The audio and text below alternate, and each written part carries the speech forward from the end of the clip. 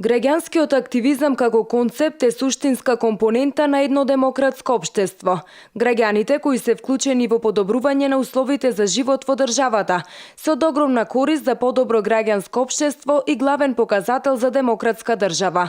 Ова беше истакнато на петтата од серијата јавни трибини и дебати во рамките на проектот Граѓанска вклученост за решавање на проблемите во животната средина на тема граѓански активизам, активно и директно учество на граѓанинот во процесите на донесување и имплементирање на одлуките во локалната самоуправа, која ја организира Сдруженијето за развој и активно делување на граѓанскиот сектор За нас се работи. Податоците до 2014 кажуваат дека граѓанското општество во Македонија на незавидно ниво, односно од 130 рангирани земји ние сме биле негде на 106 место, но тоа било во 2014 година.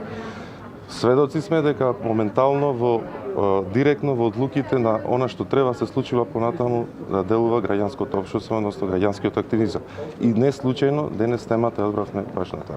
Цивил центар за слобода, нашите партнерски организации како За нас се работи веќе со години наназад се бора да се чуе гласот на граѓанинот.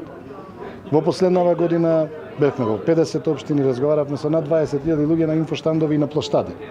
Сите тие бараат поинакво политичко представување.